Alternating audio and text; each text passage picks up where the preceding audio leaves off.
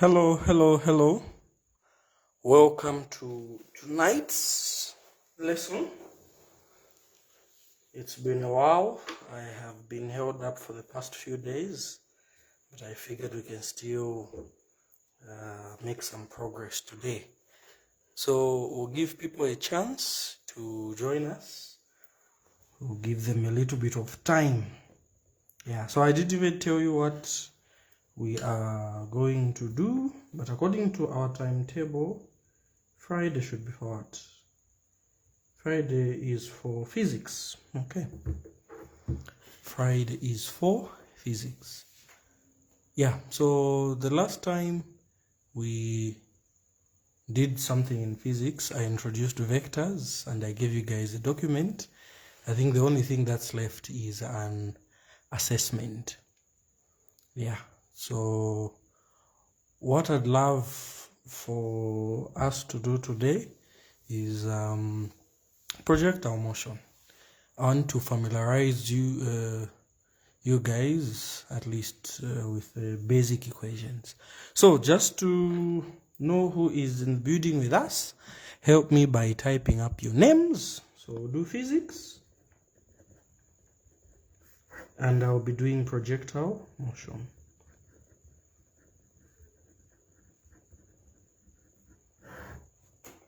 Projectile motion.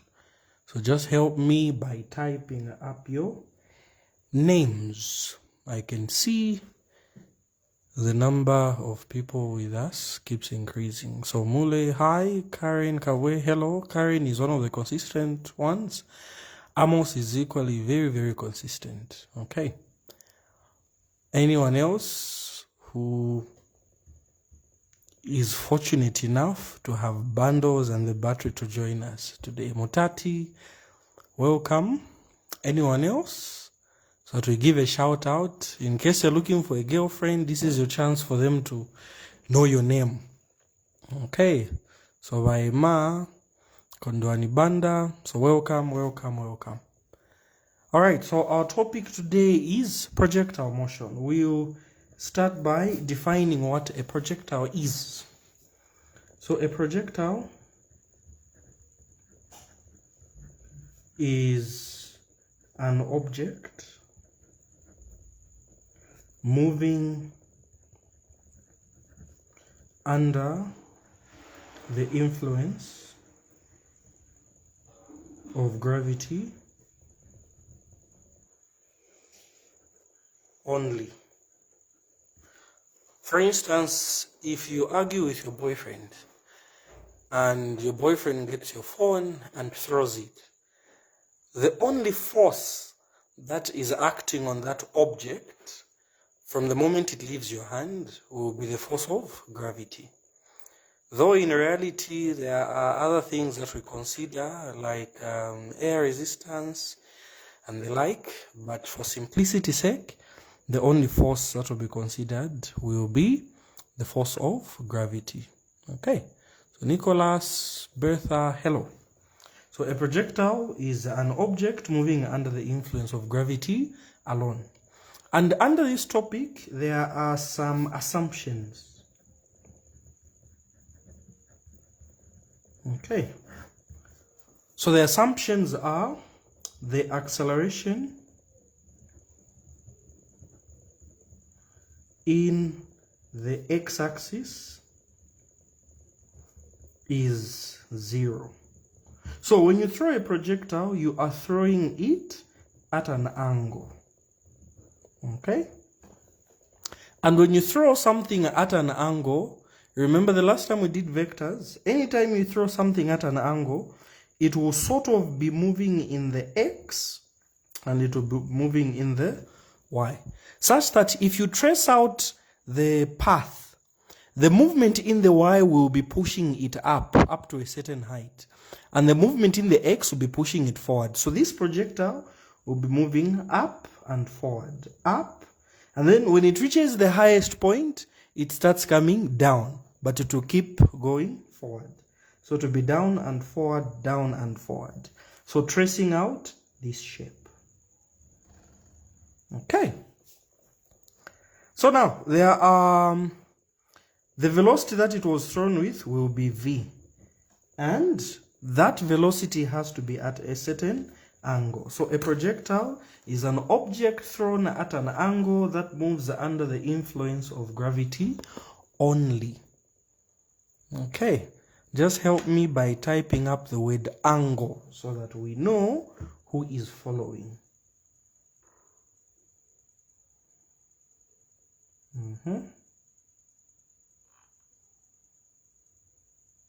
Just type up the word angle so that we know who is following.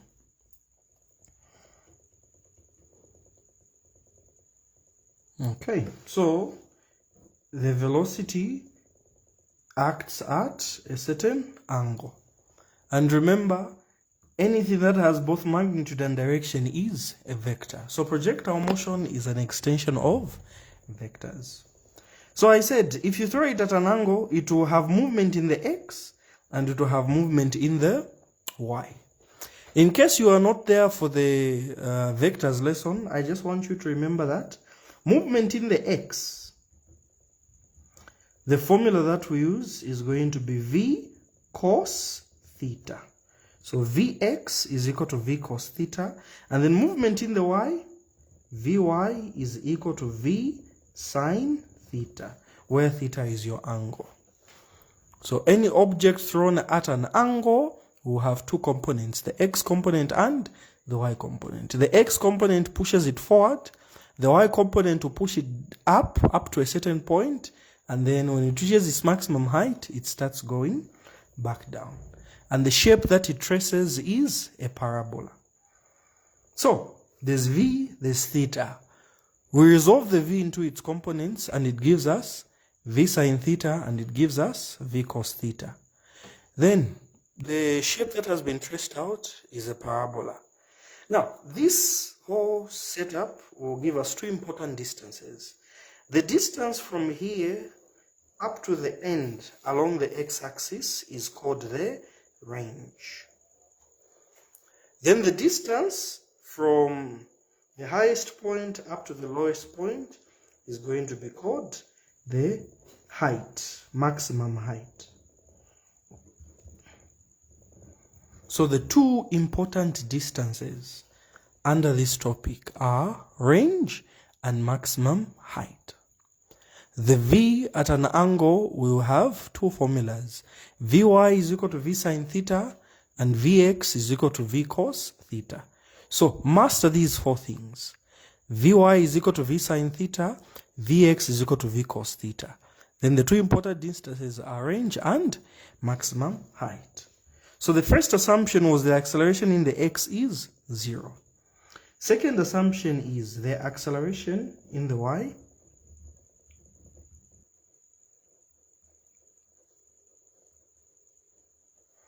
is g.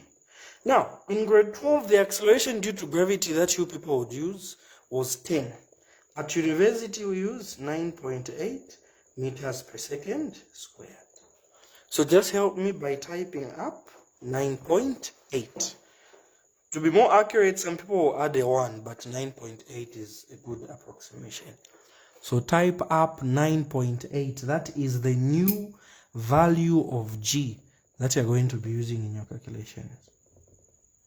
9.8. 9.8. That is the new value of g that will be used in the calculations. Okay, good. So the first assumption, acceleration in the x is 0. Second assumption, the acceleration in the y is g. So there are different accelerations.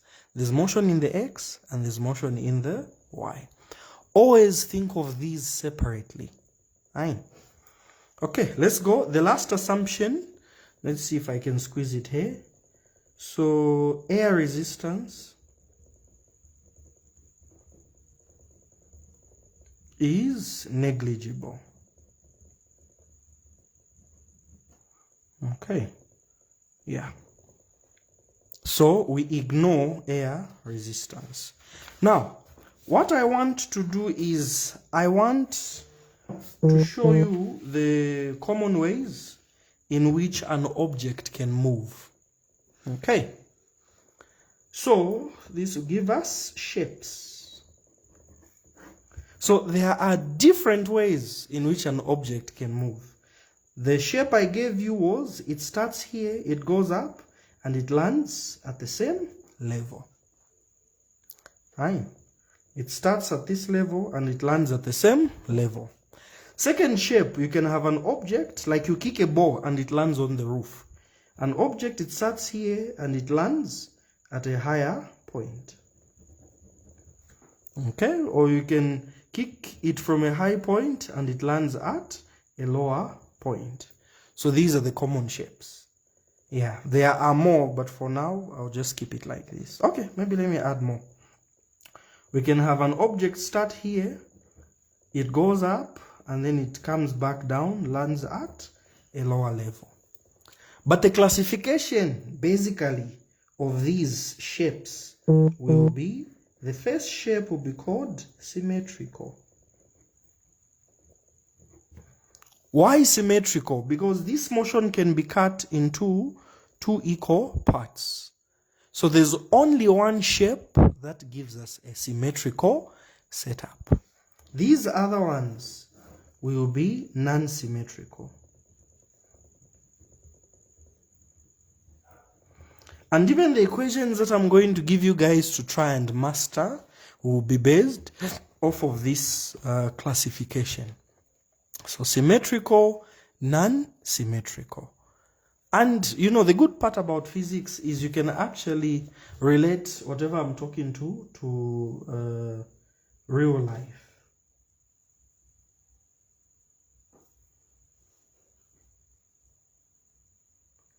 You can actually relate this to real life and how objects can move. So let me quickly rush to giving you the equations. And I don't want this lesson to be too long. I just needed you to know that there's a topic called projectile motion, and I've given you the shape that comes from that. Next, I want you to try and master the equations. From there, the next lesson we have in projectile motion will be much, much easier, because we'll be using the equations that we will learn. So equations, you need to master these equations. Master them. Okay, so equations. I told you the equations are divided into two types, symmetrical and non-symmetrical. So the symmetrical shape will be this one. And what two distances did I say are important for this symmetrical shape? Anyone to type them up quickly? Anyone to type them up? What two distances did I say are important for this shape?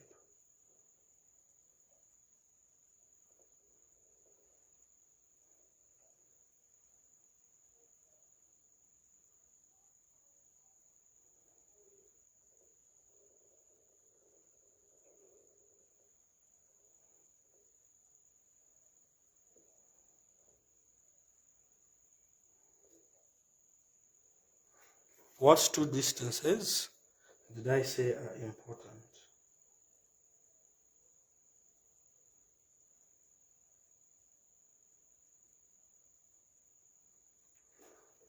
Okay, so Amos tells us range and maximum height. Let's see what Isaac says. Range, maximum height. Any ladies in the building?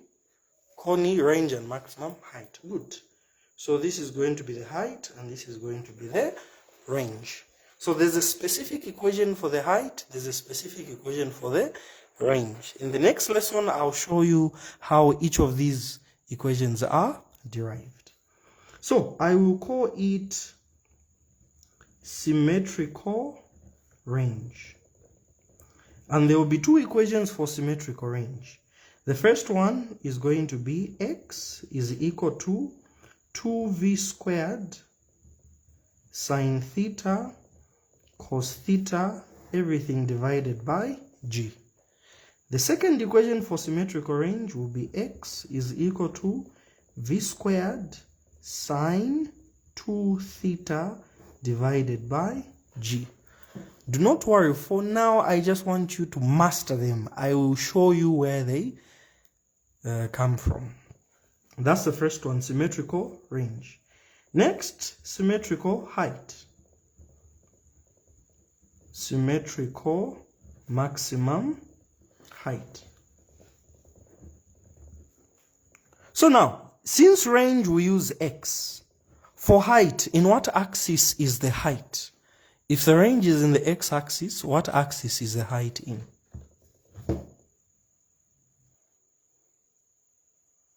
If the range is in the x-axis, what axis is the height in? Anyone brave enough to try? If the range is in the x, what axis do you think the height is in?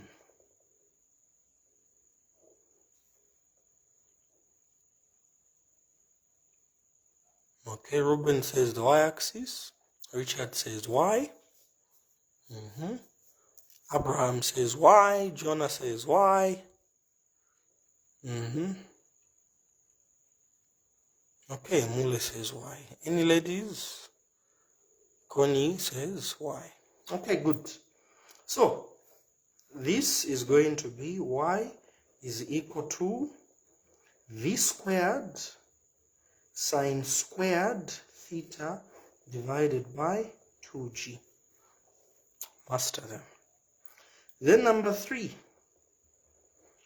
we have symmetrical full time. So symmetrical full time will be t is equal to 2v sine theta divided by g. Master these equations, and the easiest will be to write each of these equations at least 2 or 3 times.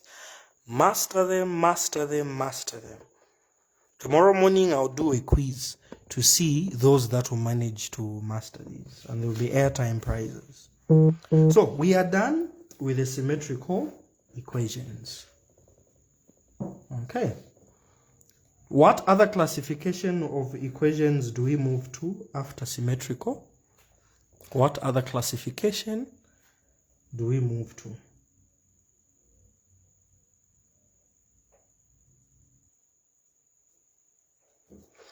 What other classification? Oh, good. I can see Jonah is calling the symmetrical full time as time of flight. Excellent. Time of flight. This is the time it will take the object to start from here, and it flies up until when it lands. Yeah, so we are done with the symmetrical equations. Abraham tells us we now move to the non-symmetrical. Okay, good. I'll send these pictures in the group so that you people can master them properly. So non-symmetrical.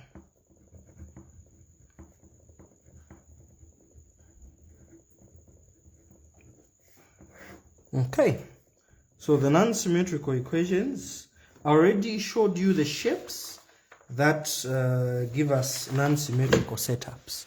As you can see, just going up, just falling down, it goes up and then comes back down below the level at which it was thrown. So these are the non-symmetrical shapes.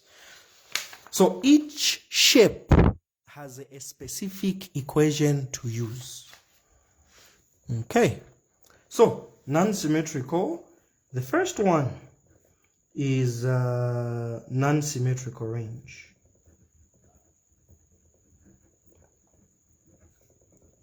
So, non-symmetrical range will also be called general range. So, do not confuse this range, the symmetrical range, with the non-symmetrical one. Those are very, very, very different. So the general range will be x is equal to v cos theta t. That will be the general range. Next, we have a special equation that is called the trajectory equation. So the trajectory equation, this is a special equation. It is special. The way some of you to my boyfriend say that you're special. It's a very special equation. And it's actually the hardest to derive and the hardest to use. But once you learn it, you enjoy life. So the trajectory equation is y is equal to x tan theta, okay, minus g x squared divided by 2v squared cos squared theta. It's a mouthful and it is long.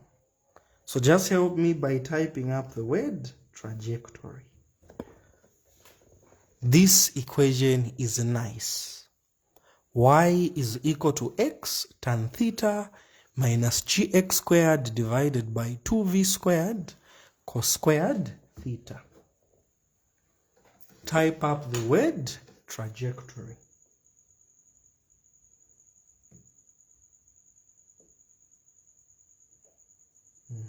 Type up the word trajectory.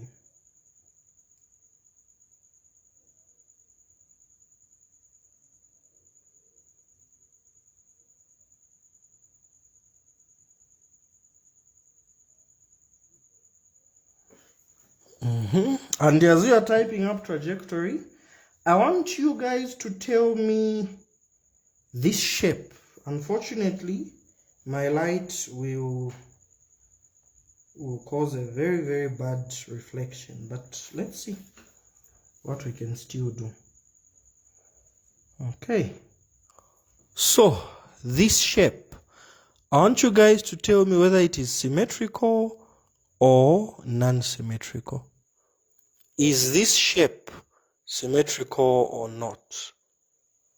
My phone can't seem to focus. Is this shape symmetrical or not? You can see the object is being thrown from the top of a building. It falls down up to the bottom. Do you think this shape is symmetrical or not?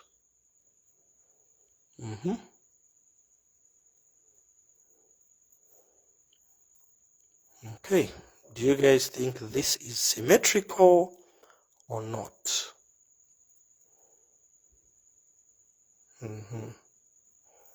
Okay, good. Yeah, evidently it is non-symmetrical. So even in an exam, you will know what equations can work. The equations for symmetrical can't work on this one. So that will be the trick. It's very easy. Yeah. So let me see if I can find another question. Okay.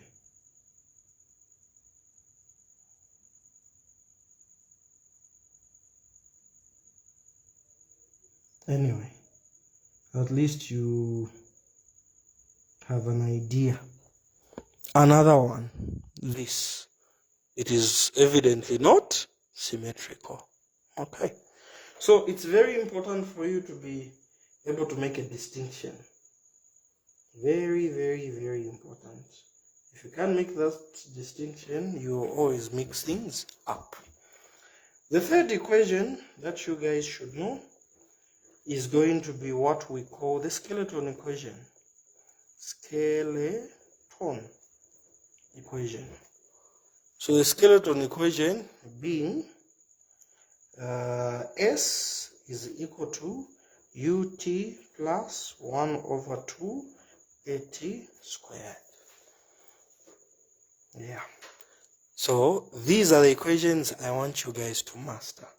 Write each equation 3 times. Study them, study them, study them. And I'll quiz you on these tomorrow. Okay. So that is an introduction to projectile. So step 1 is always to encourage students to master the equation. Step 2 is to show students where the equations actually come from. We derive them together. Step 3 is now using those equations to answer exam questions. So number 1, master. Number 2, derive. Number 3, apply. Master, derive, apply. If you take that approach to understanding any topic, you will always understand it to the best of your abilities.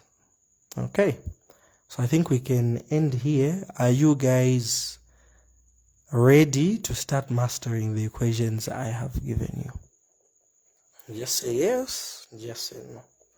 And when you say no, just help me with your name and phone number so that I can remove you from the group. Are you guys ready to start mastering these equations, the symmetrical and the non-symmetrical? Are we ready? Karen, Jonathan, Naomi Nyirongo, are we ready? Okay, good. Good. Let me see how many more yeses I can get.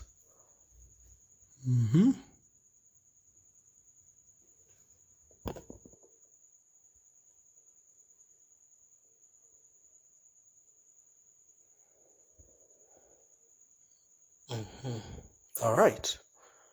Good. So let me send these in the group. Bye-bye. Have a good night.